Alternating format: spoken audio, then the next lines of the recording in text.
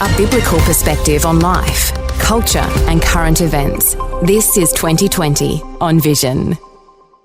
Well, let's turn our attention to the educational landscape. Things are shifting dramatically, driven by the entrance of a new generation of students and the next generation of parents. Our next guest says with every generation comes a different set of expectations and characteristics. A national survey of 1,500 parents, students and the staff across the schools sector has been exploring the key traits and characteristics of the next generations of students and parents. Well, Ashley Fell is back with us. Ashley's a social researcher and director of advisory with McCrindles Research. She's a trends analyst and media commentator. Ashley, a special welcome back to 2020. Thanks, Neil. Great to be with you once again. Ashley, remind us here, when we're talking about a context of parents and students, what our future students and our parents, where do they fit in the distinctions of how all of these generations break down?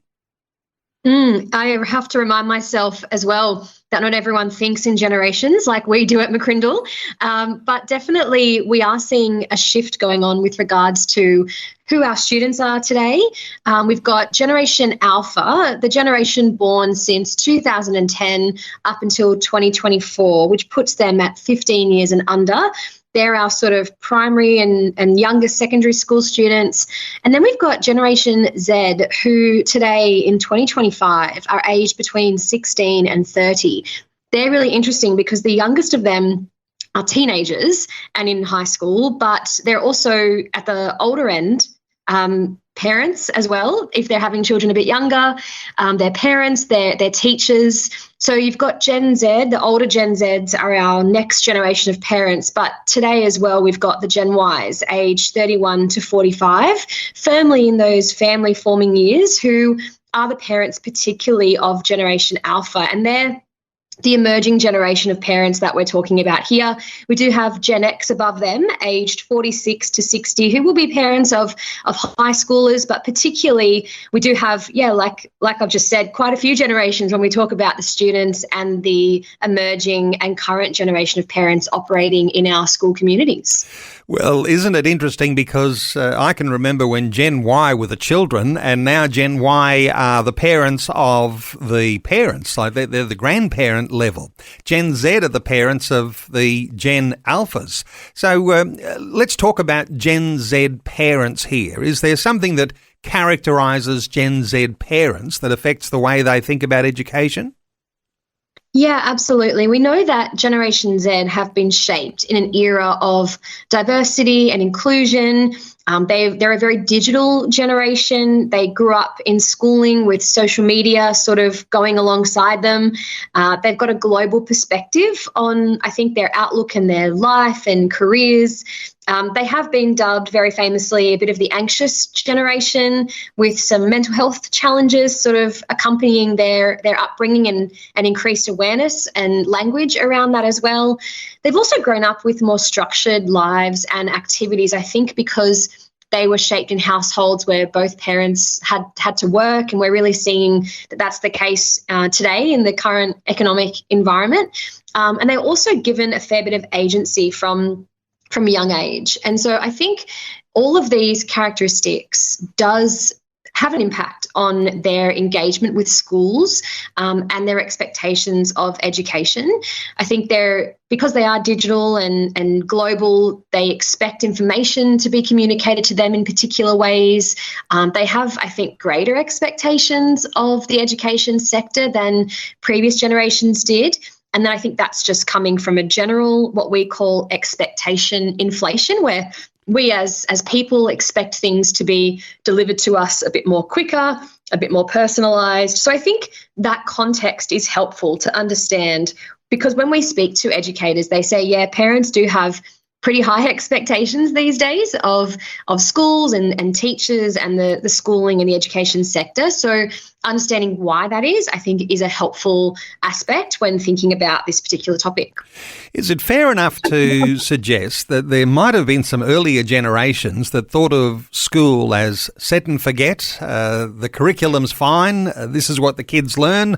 We send them off in a routine each day. They come home.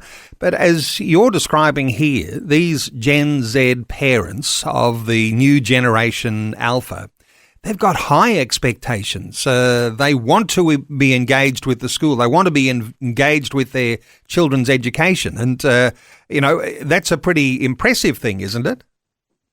Yeah, that's right. I think you've picked up on a really interesting almost paradox there because, yes, on the one hand, we absolutely are seeing Gen Z parents want to engage with education. They want more information. They expect it to be delivered to them in a convenient and easy manner, like almost all other information is in their life through technology and social media. It's not as much maybe letters being sent home with kids anymore as it is, virtual and digital updates. But on the inverse, the other hand, we've also got a generation who are, I think, probably busier than ever. So there's high expectation, but there's low time availability because so often this younger generation are ambitious with housing. We know that that's quite challenging in a country like Australia with high cost of living, with high interest rates, all of the things that accompany that. So oftentimes we find that both parents of school-age students are in the workforce more than it has been in the past for previous generations. So you've got, this desire to be engaged more, but less time to do that. So I think that's where probably the pressure comes in for the education sector because they're expected to engage with parents in a really kind of simple way. But of course, schools are also there to serve students and teachers, and educators have got a lot on their plate, not, just to communicate about their students with the parent community, although that is important. So it's an interesting sort of paradigm that we're working with here. Yes, and it really strikes a chord, doesn't it? Because when you do this sort of research, it's not just about our entertainment and understanding how a new generation is fitting into an education system, but those who are doing the education, the schools, whether it's school boards or the leadership teams in every individual school, having to adapt to keep up with the expectations of the parents. I imagine that's what the real benefit of this sort of study is. Yeah, that's exactly right. And we often, with our research, within the education sector, we like to work with, like you mentioned, boards and school leadership teams to help them understand the different stakeholders, if you will, or groups of people in their community. And the three main groups we find are the students themselves, the teachers, and then the parents. And so, of course, like education is about students, I think, first and foremost, and helping them to thrive and giving them a holistic, well-rounded education. But of course, parents are key to that. They make the decision as to where their children go to school.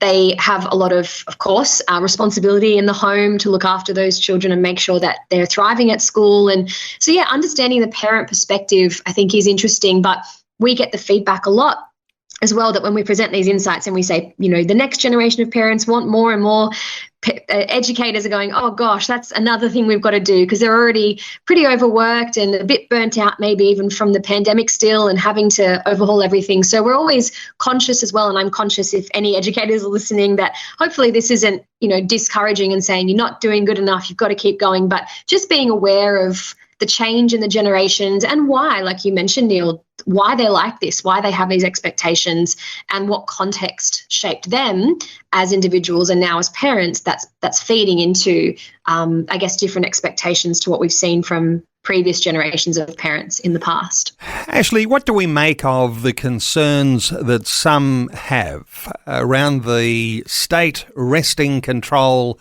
over everything in a child's development and putting it into the schools category? What does Gen Z think about this as Gen Z parents? Because as I understand it from a few notes that I've got, they're seeing their parenting and school role as something like a shared responsibility. Are you able to reflect on that? Yeah, I think it's a really interesting observation that we sort of pulled out from this study, that the relationship between parents and schools is shifting, and that more parents are now seeing elements of their child's upbringing as a shared responsibility with the school. And that includes instilling values and developing social skills. And I think that this evolving sentiment does suggest a trend towards collaborative partnerships. And I think that's a healthy thing because, you know, with Generation Y, the generation above Gen Z, there was a little bit of commentary when they were being sort of raised as they were the outsourcing generation. And like you mentioned earlier, sort of that set and forget, it's the school's responsibility. But we are seeing in a increasingly complex, diverse world where there's lots of change, and lots of more needs, I think, is being made aware of for different students, that parents do need to step in and be involved in some of these aspects. I mean, there's definitely more of an expectation, as you would expect, that the school will focus on academic development. But then there are some of those other areas around discussing social issues, character development, discipline, and instilling values and beliefs, that there is this shared responsibility. And we are seeing younger generations acknowledging that shared responsibility, which again, hopefully is an encouragement to educators that they're not solely responsible for the upbringing and development of these children. They play a role in that. They have a voice in that for sure. But it's, of course, a shared responsibility with the parents as well. And Ashley, schools, well, it's not just a place of learning, passing on information. They're also communities. Have you got any insights at all for us around Christian schools in the mix of the school sector more generally? And perhaps even, you know, the fact that there are now parents who are pushing for homeschooling as well. So there's this movement towards Christian schools that I understand, they're bursting at the seams. People desperate to get their kids into Christian schools, and homeschooling is taking off in a significant way. There's more to school than just the information. Is there any reflection on Gen Z and their attitudes here? Yes, absolutely. I think it's a really interesting observation that you've made there, Neil, because we are definitely, seeing a bit of a rise in that homeschooling and online schooling. But of course, schools are really crucial places of, like you said, not only learning for students, but social skills, connection, servant leadership, giving back, learning how to work with others. There's so many other benefits outside of the academics. And I think independent schools and Christian schools particularly have a real focus on that, around not just what students are learning, but who they are becoming, and inspiring them to imagine where they could go, what they could do, and who they can become. And there's that focus on the character qualities around how students approach their changing environment. Do they have initiative and persistence and adaptability? Rather than just focusing on sort of literacy and numeracy results, which are still important, but it's that more holistic approach. And even as we think about the future and the future world of work that these younger students will enter into, it's going to be more agile and adaptive and immersive with artificial intelligence. And so they'll need to have, I think, that resilience and adaptability to change and to upskill. And so that focus on character qualities is really important. I think Gen Z are recognising that. But also I think the benefit of Christian schools and what they do really well is the recognition that it's a community of learning for the students and beyond, but it's also a community for parents themselves. And as we see some other more traditional forms of community break down, schools are becoming in some ways like the heart of the community. And for some families, that may be their key place of connection. And it's may be where they, encounter the gospel or encounter community or servant-heartedness for the first time. So I think not to place extra pressure or expectation on schools, but maybe to offer an encouragement that could be an incredible sort of life-changing place for not just students, but for parents as well, with regards to their community and their sense of connection with other people and other believers. So, I think it's a great service offering that we have in this nation, the importance on education and Christian schools particularly as well. Well, great insights once again today, Ashley Fell. When we think of the changing education sector and the fact that schools have got to adjust because new generations have different characteristics and different expectations about how their children are going to be educated. Is there a infographic or some detail that listeners can access at the McCrindle website that covers some of these sorts of things we're talking about?